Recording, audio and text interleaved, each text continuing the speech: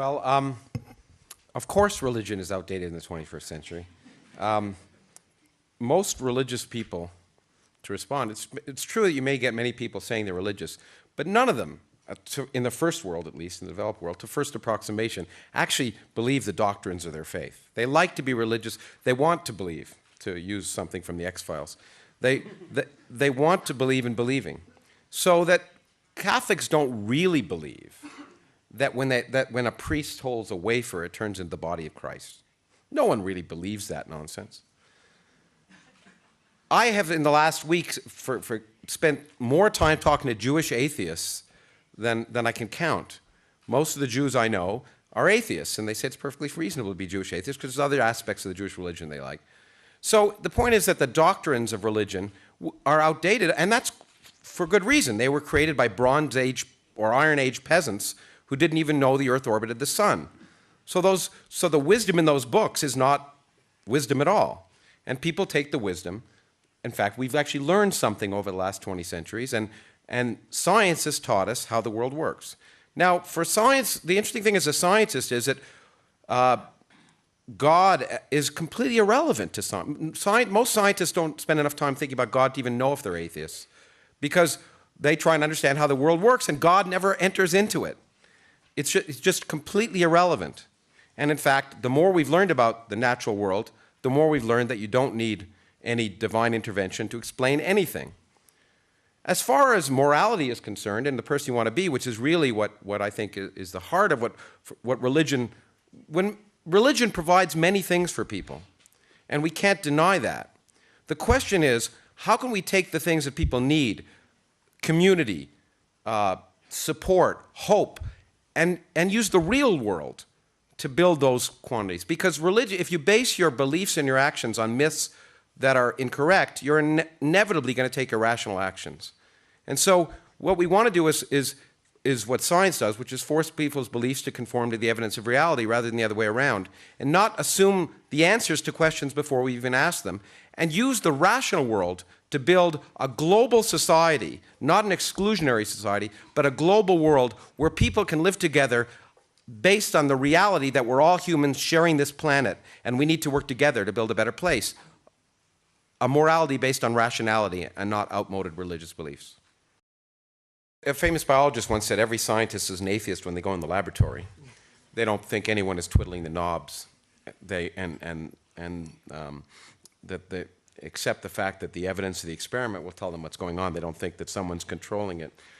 So I don't define myself as an atheist. I should first say that. I define myself as an anti-theist. Namely, it would be presumptuous of me to say there's no purpose to the universe, because I can't prove that. I can't prove there's no God. I can't say definitively there's no God. What I can say definitively, however, is that I wouldn't want to live in a universe with one. Okay? And the reason for that is that I find that this question of meaning is an interesting question. And if science tells us that there's no objective meaning to the universe, no purpose or meaning, does that make our lives purposeless and meaningless? Absolutely not. Quite the contrary. It means the purpose and meaning in our lives is what we make. It makes what we do more important. It makes the compassion we show others more important. We're not being told what to do by some cosmic Saddam Hussein, who, by the way, in many religions doesn't just condemn you to torture while you're alive, but for all eternity. You do it because we derive meaning and, in fact, the recognition, not from religion that all humans have equal dignity, but from science, that we're all a common species. In fact, that there's nothing sacred, that we create compassion and action, and in fact, that humans are no different than other animals in the sense of being evolved species. And we have to realize that we share the earth with them, and in fact, those ideas allow us to address what are the real problems of the 21st century. And if we keep going back to this medieval or earlier kind of myths, we won't address that. In fact, I sort of take umbrage at this sister's remarks, because I don't think anything she said had anything to do with religion. She said understanding dignity, treating people with compassion, and then what people of religion do is they usurp that. They say, if you're not religious, you can't have any of that. But all of those ideas come from a rational view of who we are and how we should relate to others. The best example of tolerance and across cultures that I can think of is nearby here. in Geneva at the Large Hadron Collider. There's a machine that's built by people from 100 different countries, speaking a dozen different languages with many different religions and cultures, building these devices that have to work to a millionth of a meter. And it works because science brings people together. Science tells us that we are a common species and we can work together to make the world a better place. And I will close with a quote. I won't sing it, you'll be pleased to know. From Jacob Bronowski, who said, you know, the world is permeated through and through by science. And you can't turn it into a game merely by picking sides. Like it or not, the world is governed by science, the physical world. And if we want to deal with our real problems, we have to accept what nature is telling us instead of imposing our beliefs on nature.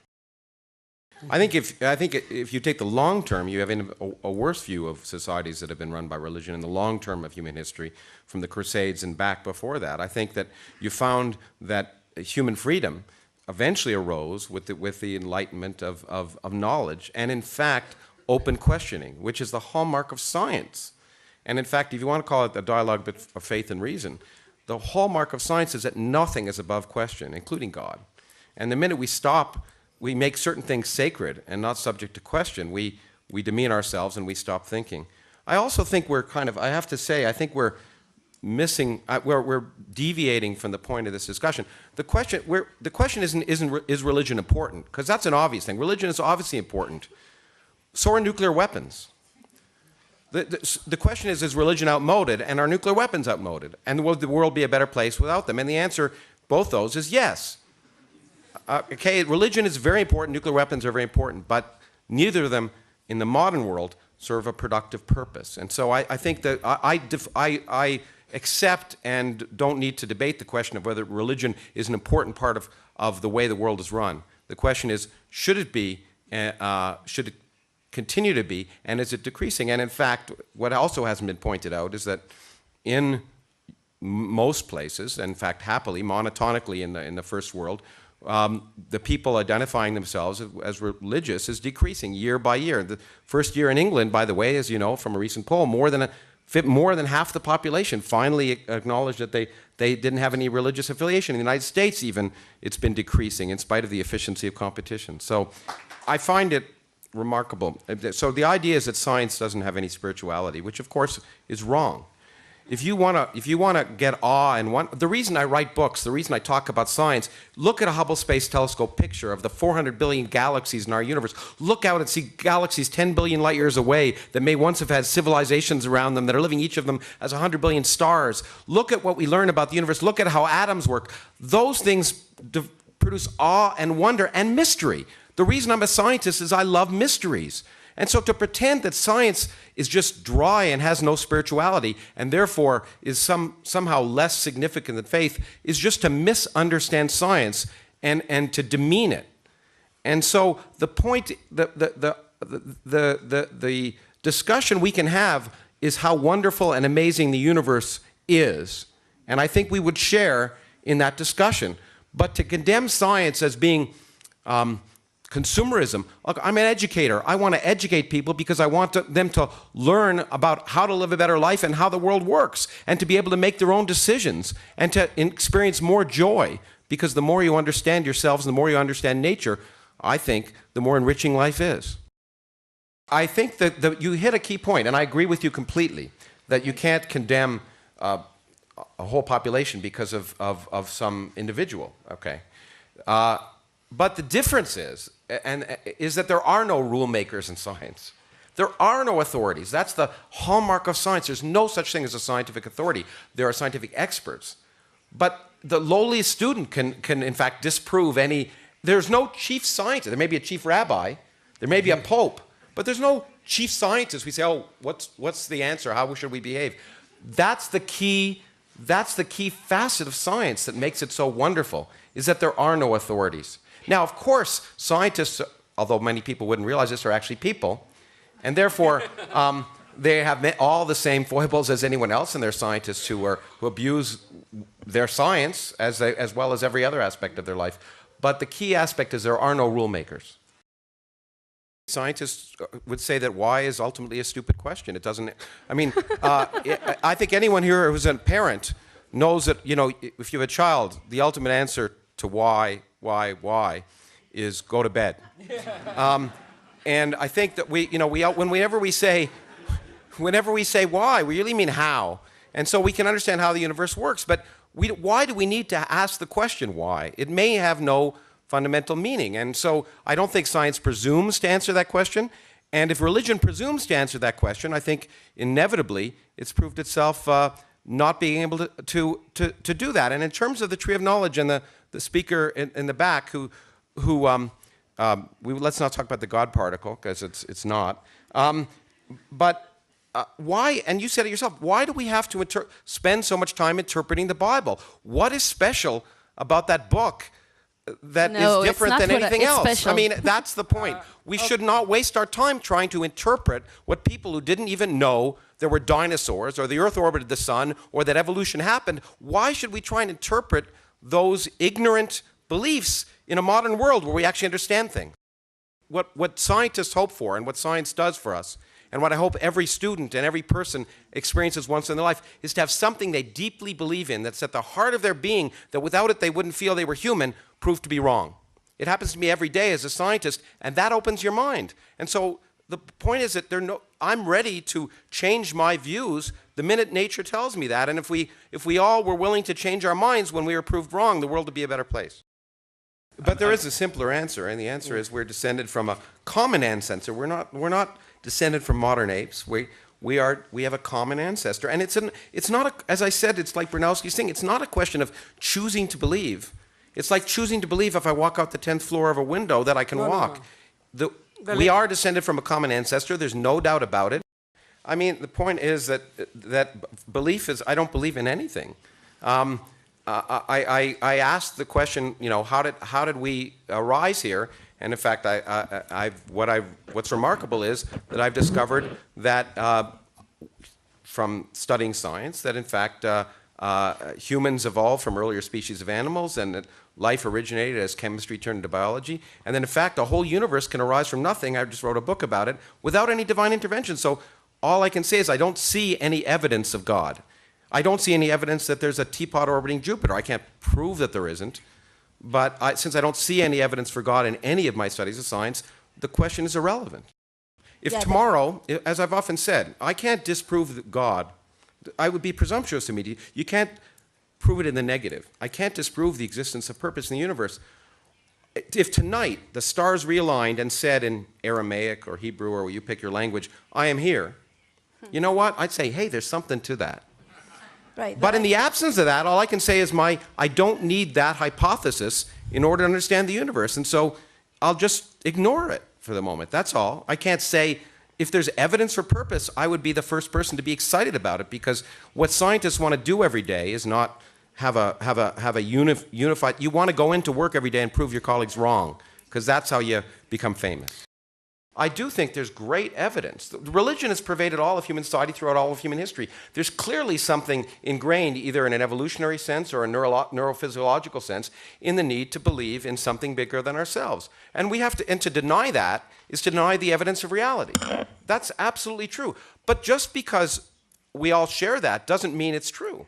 It just means that we have an ingrained need to believe that. We have so I think the recognition that religious belief is universal is really important to understand if you want to understand human beings, and if you want to understand how to move to a world where we can address the problems that xenophobia is ingrained in biological systems, that in and out systems, us versus you, all of these things have a sound evolutionary basis. But if we want to be a human society and work together, we have to understand that basis so we can move beyond it. Actually, I agree with the rabbi that, in fact, religion, I do think, is responsible, at least in Europe, for the rise of science. And there's nothing wrong about that. That's fine. And it's a rise of the Enlightenment. And the reason was the only game in town. It was the National Science Foundation of the 14th century. But at least we agree on something. Yeah. No, that's right. And so, but that's fine. And it led to something that's remarkable, and we should thank it and move on. The question of morality, which you really raise in some sense, or utility, is an interesting and a deep question, which really requires a lot more discussion. But I think the statement made that people don't kill me because they believe in God, I think few people in this room, although it's not so clear after this debate, but few people in this room would say if they didn't believe in God, would they shoot me? I think almost most of the people in this room would say no. I've asked that to audiences only once or twice that people put up their hands and said yes. But so I think there are other reasons that people have morality. In fact, if we want to seek morality, I happen to personally think that the Bible, certainly the Old Testament, is where the Ten Commandments are written, is one of the worst places to look. There was no problem with slewing the firstborn child of an entire civilization, or giving your daughters out to be raped because you didn't want men to be raped. And so I don't think that's really a morality. But the final thing I think I'll say, and I think it's really important, this humility thing that you brought up, and I think it's an important part of the Buddhist tradition that I admire. But I think I should listen more, and I try as I get older. Thinking less is something I never want to do. And I do think that ultimately science is the most humble activity. Assuming the universe is made for us is not humble. Assuming that we're an insignificant bit of our marvelous universe and we make the most of it as we can is humble. Thanks for watching. Please give this video a thumbs up, comment, and subscribe. You can also check out my website at answersandinsanity.com and check out the t-shirts we have for sale. We've got lots of atheist apparel at thatdamnatheist.com.